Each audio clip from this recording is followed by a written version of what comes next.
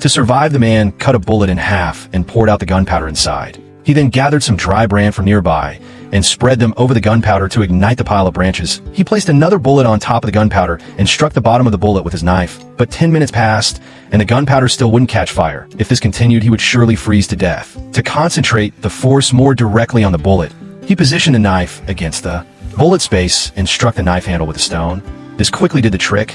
The branches instantly ignited from the gunpowder, and Jimmy finally got some warmth. But the crisis wasn't over yet. Half an hour earlier, one of his arms had been hit by enemy fire.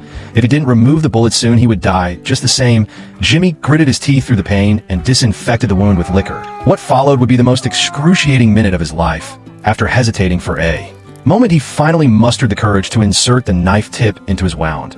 After digging around for a while, he managed to extract the bullet. Since he had no gauze to bandage the wound, he heated his dagger in the fire until it reached 500 degrees, then pressed it against the wound. This would make the wound scab over quickly and prevent infection.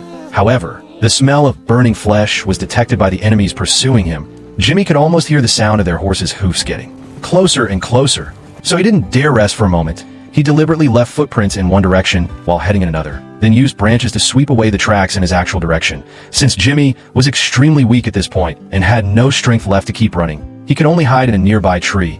Unfortunately, the enemy weren't fooled. The enemy leader was very cautious and saw right through Jimmy's trick. He and his men split up in different directions to capture Jimmy. Soon one of the enemies came to the base of the tree where Jimmy was hiding. The man even discovered the marks Jimmy had left while climbing the tree. Worse yet, blood from his wound had accidentally dripped onto the ground.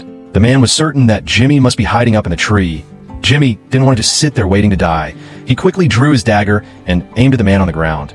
The moment the man looked up, let go just like that, the man was struck by the dagger and stopped breathing. At that moment, Jimmy also slipped and fell from the tree. Fortunately, the man's body cushioned his fall, so he wasn't injured again, but Jimmy still couldn't let his guard down because the sound of his fall had already been heard by the enemy leader. The man quickly rallied all his companions, and they were now heading toward Jimmy together.